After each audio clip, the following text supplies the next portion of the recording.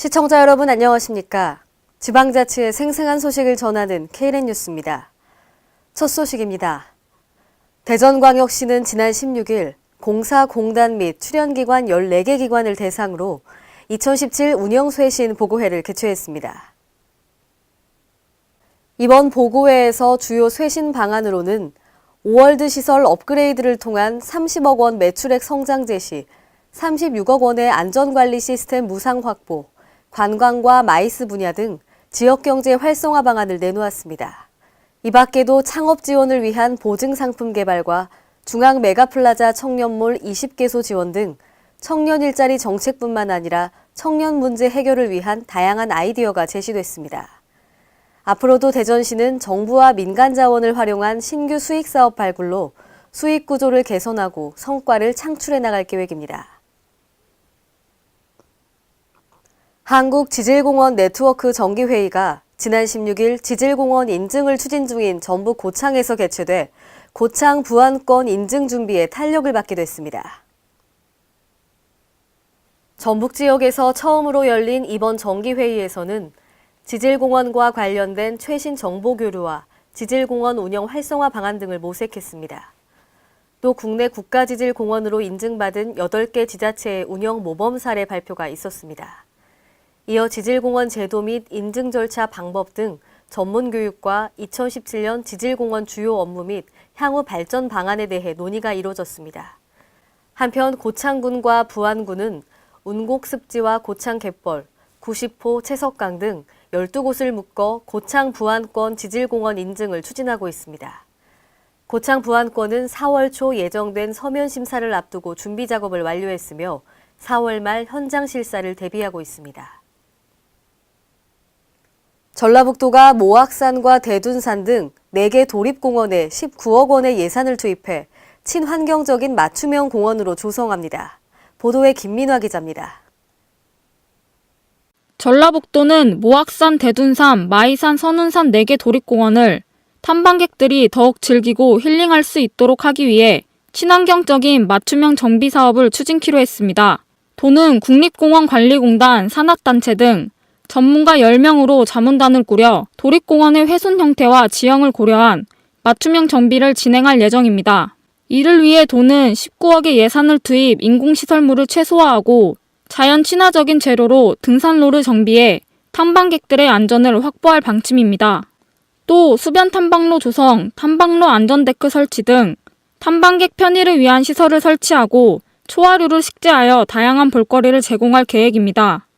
그렇게 고생하면서 그런 활동을 하는 것이 참 고맙고 참 장래색 있는 일을 하는 거 봐.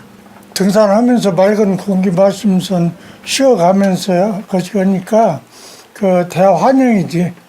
공원별로는 모악산은 금곡사길, 금평저수지 옛산길, 청룡사기 탐방로 구간에 야자 매트 및 데크를 설치하고 대둔산은 용문골에서 마천대까지 안전데크를 설치하게 됩니다. 이와 함께 마이산은 신촌에서 타병제 구간까지 데크를 설치하고 선운산은 자연의 집에서 평지리 구간까지 탐방로를 정비할 예정입니다. 한편 도는 이달에 실시 설계 및 착공을 완료하고 전문가의 현장 자문을 통해 오는 4월 탐방객 만족도 조사를 거쳐 9월 자문단 현장회의를 진행, 11월 준공키로 했습니다. K랜 김민아입니다.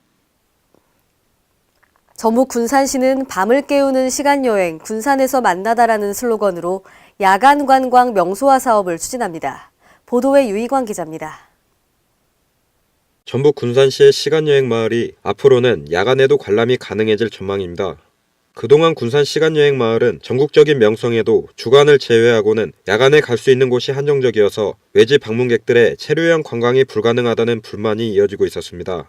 군산시는 관광 숙박이 가능한 관광도시를 조성하고자 밤을 깨우는 시간여행 군산에서 만나다라는 슬로건으로 야간 관광 명소화 사업을 추진하게 된 것입니다. 야간 관광 활성화를 위한 주요 사업으로는 전망타워 조성, 군산항역 복원 및 철도테마공원 조성, 근대역사박물관 야간 개장과 이를 연계한 전통시장 활성화, 푸드트레일러 명소 조성 등입니다. 전망타워 조성은 장미동 내항에 100억 원을 투입 1930 시간여행을 테마로 한 30m 높이의 등대를 조성함에 따라 내항 전체를 내려다볼 수 있게 됩니다. 군산학력 복원 및 철도테마공원 조성 사업과 관련해서는 근대역사박물관 부근에 있는 철도 부지를 이용 군산학력을 복원, 쌀수탁 역사 고증 현장 및 철도 테마파크를 조성할 예정입니다. 야간 관광시 모티브 등대와 학력복원 좀 여러 가지 절차적이라든지 예산 확보 구체적으로 가시화되면서 하는 사업이 되겠습니다. 한편 군산시는 시간여행 마을을 중심으로 야간 관광을 활성화해 관광 명소로의 도시 기반을 구축하고 체류형 관광객을 유도해 300만 관광객 시대에 한 발짝 더 다가선다는 계획입니다. KLN 유유광입니다. 전북 남원시 향토박물관은 다음 달 26일까지 옛 남원의 족보 특별전을 개최합니다. 이번 전시회에서는 타 기관 박물관에 소장된 희귀족보 50여 점을 선보입니다. 한국족보박물관을 포함한 10개 기관이 전시 출품하였으며 17세기부터 20세기까지의 각종 옛 족보들이 전시되어 남원시를 찾는 관광객들에게 선조들의 생활상을 잘 보여줄 것으로 기대됩니다. 주요 전시물로는 1692년 남원양씨 대족보와 대족보 보판, 경주김씨 수은공파의 1711년 신묘보 보판을 비롯하여 각종 성씨들의 족보들이 전시됩니다. 남원 향토박물관은 지난해 총 7번 정도의 전시회를 개최하여 13만여 명의 관람객들이 방문했고 올해도 교체 유물전, 기증 유물전 등을 추진하여 다양한 전시 관람의 기회를 제공할 예정입니다.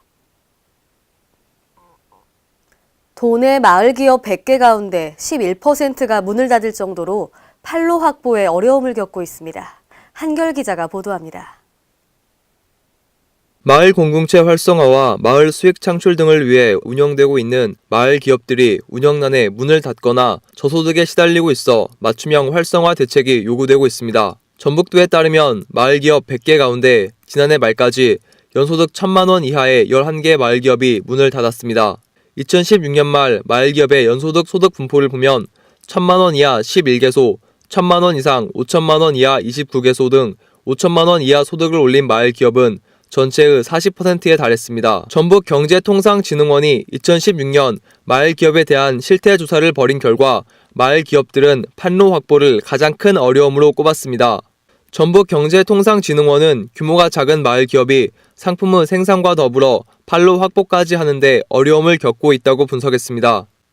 현재 마을 기업의 판로는 직거래, 지역행사 참여, 인터넷 상거래, 로컬푸드 판매처 등이 있으나 개별 마을 기업에서는 다양한 판매처 확보에 한계를 보이고 있습니다. 마을 기업 구성원들의 교육을 담당하는 농식품인력개발원 김종국 박사는 마을 기업은 기존의 유통망을 통해서는 일반 기업과 경쟁이 불가능하기 때문에 직거래 장터, SNS 활용 등 차별화된 판로 확보가 필요하다고 지적했습니다. 완주군 마더쿠키의 강정래 대표는 판로 확보에 도움이 필요하다고 말했습니다. 이학수 도의원은 도 차원의 지원과 개별 마을 기업의 자주적 노력이 더불어 이루어져야 한다고 말했습니다. 물론 도에서 도와줘야죠. 그 대신 마을 기업을 하시는 주민들도 정말 내가 만든 이 제품이 내가 먹고 우리 자식들이 먹어도 몸에 유익할 수 있다라는 생각이 들게끔 제품을 만들어야 된다 이 말이에요. 경제통상진흥원은 올해부터 마을기업 간 네트워크를 구축하여 지역 마을 기업들이 판로를 개척하는 데 공조할 수 있는 기반을 마련하고 로컬푸드 직매장 등에 입점할 수 있도록 지원하며 온 오프라인 판매가 병행될 수 있도록 관련 컨설팅을 지원할 계획임을 밝혔습니다. KLN 한결입니다. 이상으로 KLN 뉴스를 마칩니다. 시청해주신 여러분 고맙습니다.